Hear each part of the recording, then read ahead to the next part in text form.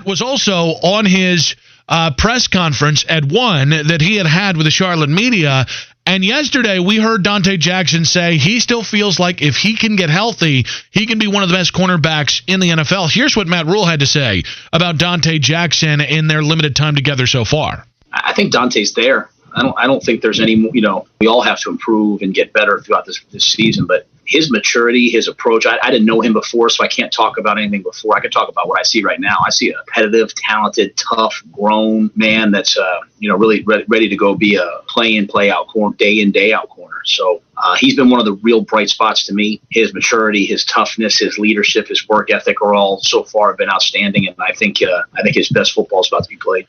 That may be true. That last line might be true, that Dante's best football is about to be played, because last year his worst football was played.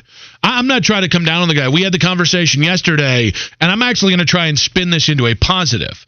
So I'm going to give you a negative stat on Dante, but then I'm going to try and spin it into a positive. Dante's incredibly talented.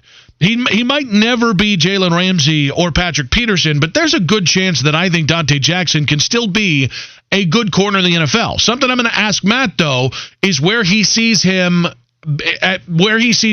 at his best on the field. Is that going to be outside, or is that going to be more inside? Is he going to play more slot? Is he going to play more as a traditional outside receiver matching up against the best receivers in the NFL, which, by the way, Dante didn't do last year. And the negative stat is that Dante's passer rating allowed last year was 111.9. That's Hall of Fame. If quarterbacks in the NFL played up against Dante Jackson and he had that same passer rating allowed last year, if they played up against him for their whole career, they'd be a shoo-in for Canton. So I'm glad to hear that Dante Jackson is fitting in, and that Dante Jackson's showing leadership, and that Matt Rule's excited to work with him, all those great things. But the truth of the matter is, Dante was not anywhere close to good. He was one of the worst cornerbacks in the NFL last year, and this year, he very well could be the X factor of this defense. I think sometimes we get into this habit, guys, of talking about, there's one X factor. This team doesn't have a lot of star players. I think we've talked about that, right? Cam's gone. Olsen's gone. Kuechly's gone. Pep's gone. All these guys that we've known forever, over the last 2 to 3 years, they're gone.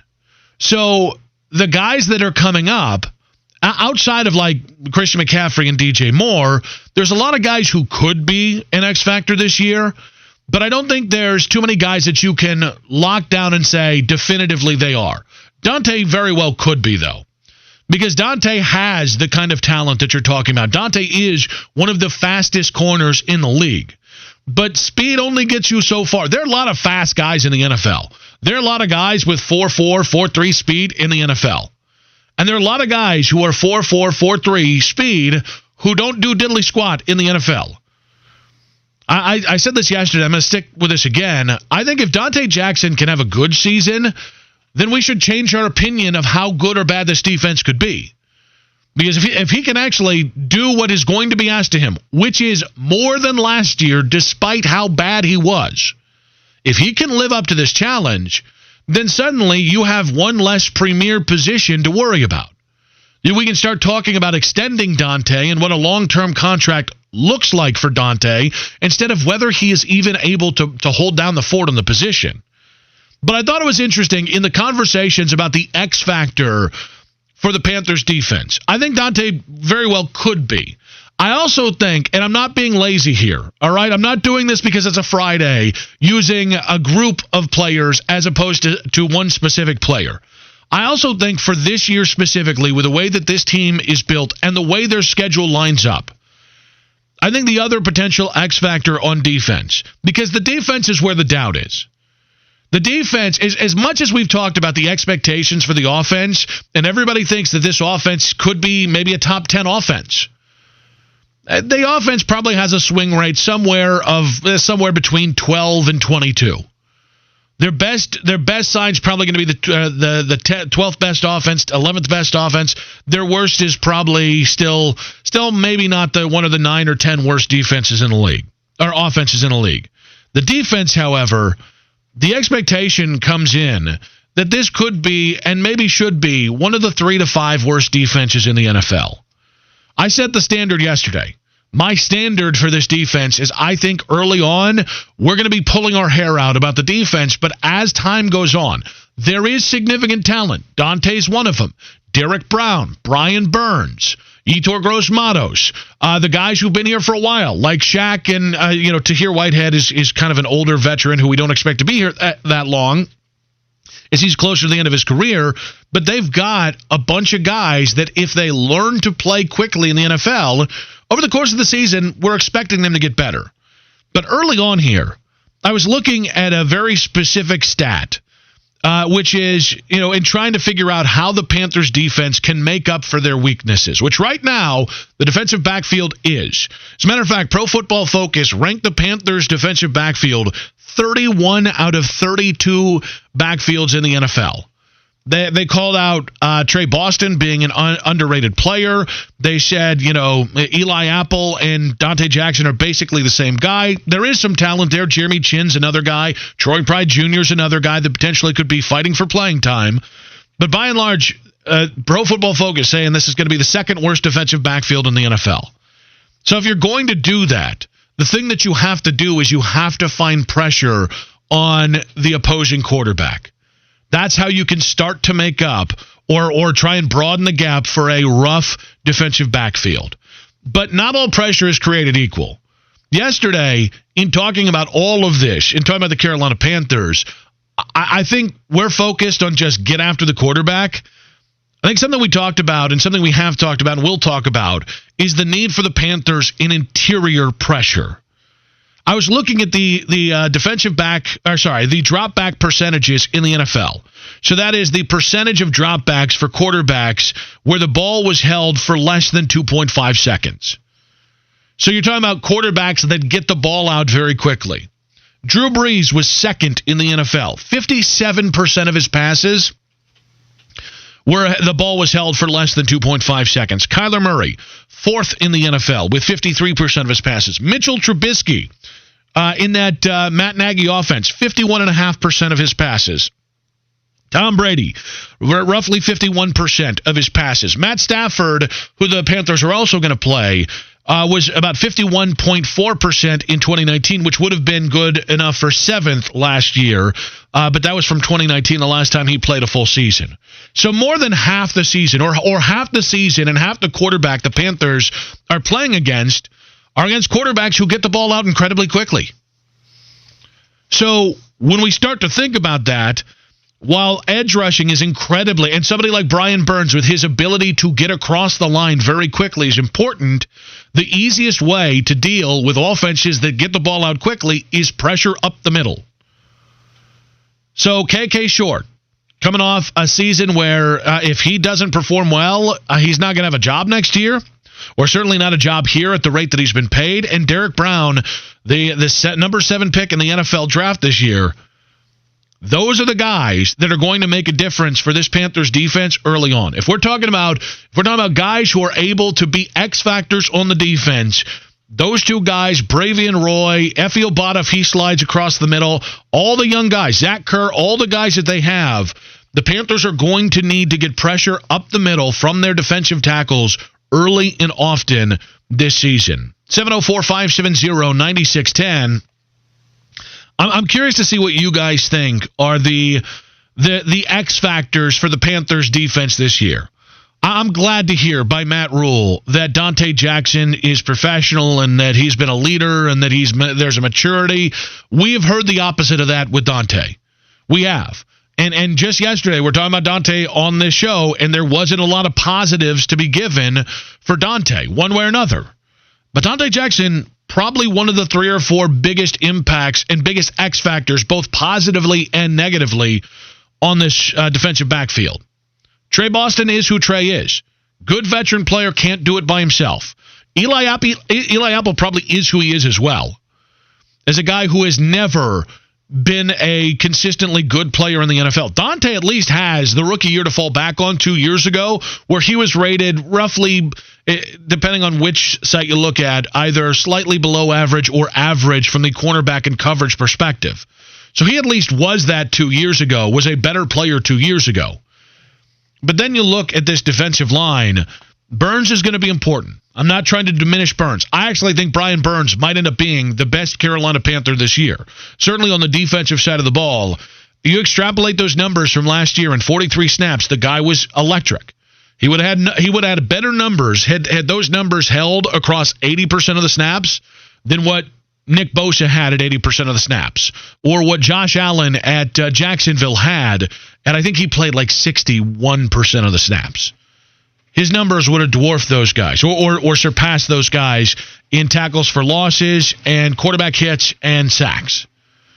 But yet this year, specific to who they play, how the quarterbacks that they play will play, Derek Brown and KK Short could be the difference between 7 wins and 5 wins. It could be the difference between 3 wins in 5 years. That's how important pressure up the middle is going to be, considering Drew Brees, Kyler Murray, Mitchell Trubisky, Tom Brady, Matt Stafford, guys who play 7-8 times this year, are guys who like to get the ball out quickly. So we've already got one person on the Building Center text line and another person on Diamonds Direct Twitter feed saying that CMC is too obviously the offensive X factor for the Carolina Panthers. There's something to be said about that, but it's interesting when we got to hear Christian McCaffrey yesterday talk about this offense and what he's noticed from it. He had a few key buzzwords on it. It's a fun offense. I think that's one of the words I'd use to describe it. It's an offense where we're always moving. I'd say it's fast. With all the weapons that we have, we want to play fast. We want to play physical. We want to be efficient. And, once again, just execute. I think the biggest thing is once you have the offense down, it's about going out there and making sure your steps are right, making sure your eyes are right, making sure we're communicating. Just going out, having fun and playing football. So that's one thing that I've taken from getting to learn this offense and taking reps this last week. I have no idea how good they're going to be. I'm a little bit excited to hear that fun is part of the lexicon again. Where last year, I don't know about anybody, can anybody remember the words that we would use for last year? There were some fun moments, like early on, when Kyle Allen wasn't fumbling or wasn't getting the snot beat out of him. There were some fun moments, but pretty much everything that happened was because somebody made a play. Like Christian McCaffrey made a big play, or DJ Moore, snagged one off there, or Curtis Samuel made a big play, happened out of nothing. Like Kyle Allen wasn't throwing the ball down the field a whole lot, and the offense wasn't really designed to create things the way that this offense is going to design them. But it's funny that we have multiple people saying Christian McCaffrey is the X factor, because when I think X factor, and maybe this is just how I think about things, guys, I don't think of guys that you can depend on, right? Like Christian McCaffrey can't be the X factor because he's already going to be the guy. Just pencil him in for 800 yards rushing and 600 yards receiving. Like, I'm slotting that already. When I think X factor, I think guys that are going to make or break the offense. Christian McCaffrey is the offense right now, as is DJ Moore. They're the offense. But guys who are going to take it to the next level, it's going to be the offense. One of the big factors here is going to be the offensive line. And the good thing I wanted to bestow upon all of you guys is that Pro Football Focus has both Taylor Moton and Russell Okung amongst their top 25 rated tackles heading into the NFL season. So you've got two guys here. These are Russell Okung, if you go by what he has been much better than any left tackle that they have had since Cam Newton's been in the NFL. So that is something we have not had.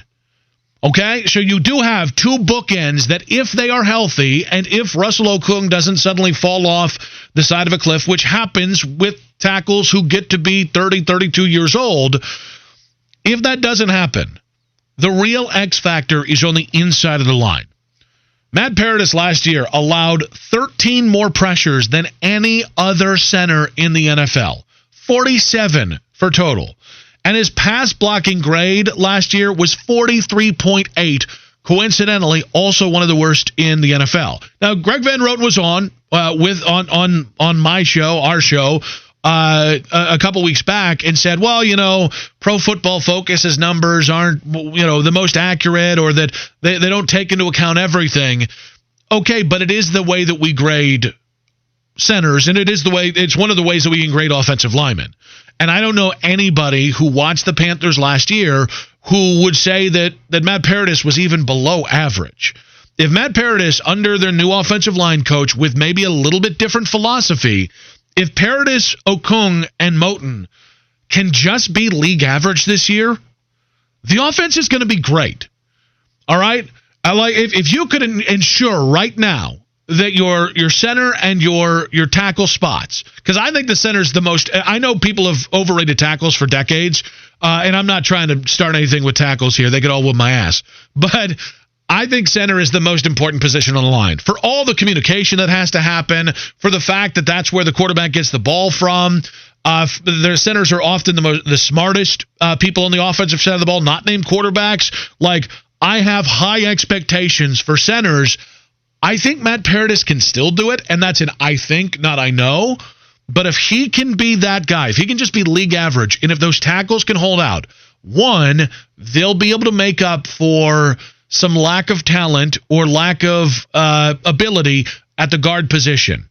And if this offensive line can just be, I'll say it again, league average, that's going to give Teddy Bridgewater the time and resources to put the ball where he needs to. And by the way, it's also going to give him an opportunity to take more shots down the field, which is a whole nother thing that he's going to have to do this year, with the defense that probably isn't going to be very good either. Hacksaw? So, two things here. One, for the X Factor, I really think it's just the whole O-line.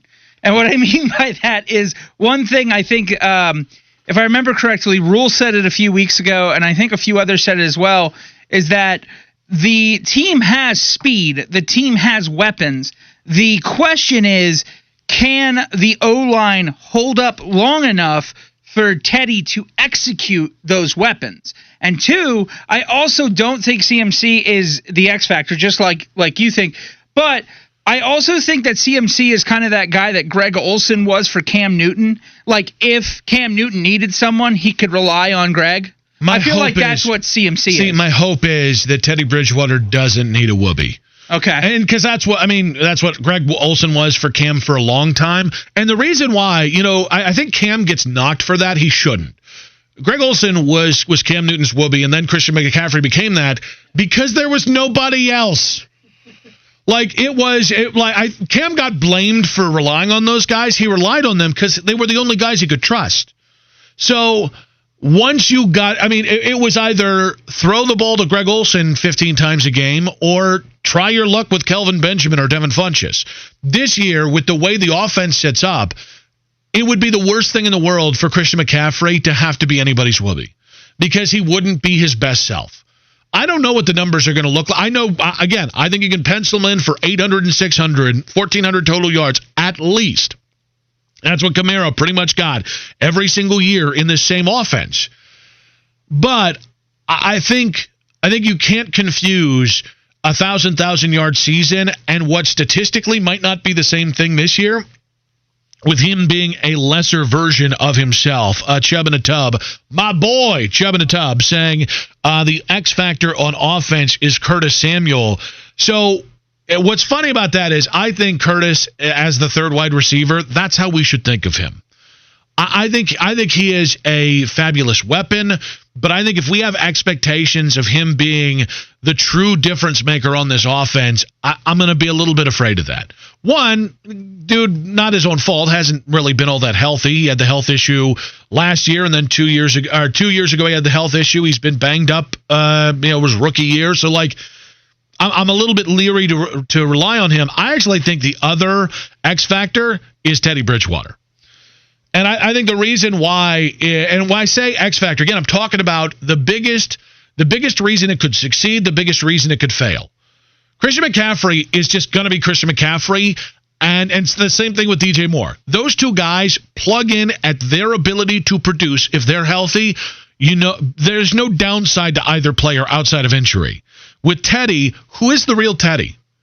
I thought it was interesting. I saw a stat the other day that's saying Teddy Bridgewater has a 60.1 passing grade when not using play action compared to a 92.9 mark when using play action. I don't know how much play action they're going to use this year. That's telling about what a player is comfortable with and what he is not comfortable with. And the difference between this team being 3-13 and 7-9 is Teddy Bridgewater. What is Teddy Bridgewater the guy that he was last year? Because let's be honest with you, he was good when he did throw the ball down the field. He didn't throw the ball downfield very often, and I know a lot of people have made the point he hasn't been asked to. A lot of people last year in New Orleans were saying he didn't feel comfortable doing it. That's different than he wasn't asked to do it. That is a significant concern. If Teddy can deliver the ball down the field more than he has, and if he can then do all the other great things in the intermediate passing game, then I'll be wrong on Teddy. He won't be a game manager. He'll be more than a game manager. But the difference between that and Teddy, as he has been in his career, is probably 4 wins. It's a pretty strong swing for a player even there as a quarterback. We're going to reach into the Friday grab bag next. Radio Tinder. Give us a name, a topic, an idea, a statement. We will swipe left or swipe right on Sports Radio FNZ.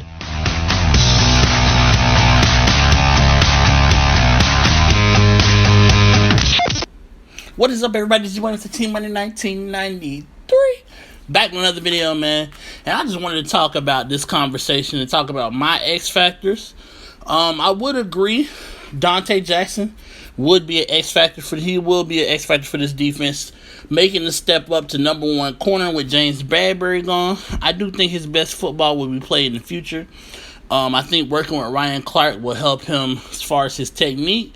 Because to me, that's one of Dante's biggest problems is he does rely a lot on his speed. Which in the NFL, unlike in college, everybody is as fast. Well, not as fast as you are, but everybody is close to his speed. You know what I'm saying? And his other biggest problem is his mood swings. He can go from really, really high to really, really low, and I think that's the issue. The perfect example of that is from the All or Nothing season, where when he started getting beat by Antonio Brown, he just totally lost on the sideline. Or even the game last year from Atlanta, when he was getting beat by that no-name receiver, you flip out on the coaching staff after. His emotional mood swings can take him from really high to really low, and you can't always have that as a corner. The other X factor on defense, I would say, is Jeremy Chin. For some reason, I know I haven't been able to see our defense yet. I really think Jeremy Chin is going to be all over the place. I see him kind of talking about it today. I think he's going to play nickel. I think he's going to play dime. I think he's going to play a little linebacker. I think he's going to play... he's going to be all over the field. And I feel like Phil Snow is going to find a way to use him in some very creative ways. He said himself... he really feel like he doesn't have a position. He's just a defensive athlete, defensive player out there. As far as the offense of the ball, I do agree with whoever that was that said that Curtis Samuel will be a key. Because we know from when Cam was healthy that if you put the ball in Curtis Samuel's hands, good things will happen. Touchdowns will happen. He will make plays. If you look at his body type, even from when he first came in the league, he has definitely transformed his body from a running back type build to a wide receiver build. And I'm not saying he's going to have to be, top end receiving yards or catches or anything like that. I just think he makes things happen when you put the ball in his hands. And I think Joe Brady will use some of his running back talents the same way he's going to use some of Christian McCaffrey's receiving talents. So Curtis Samuel is somebody who I feel like is an X factor offensively. My other X factor offensively would be Ian Thomas, taking a step up into Greg Olsen's role. We do know from the Saints, and we do know from LSU using Thaddeus Moss that the tight end is going to have to make plays in Joe Brady's offense. And Ian Thomas has to show me that he is fully ready to make the step to take over the mantle from Greg Olsen. Nobody's saying he has to be another Greg Olsen, but he definitely has to make plays when it's time and when it's available to make plays. But that is my X factors for this year. I'm enjoying the conversation from Wilson and Parcell.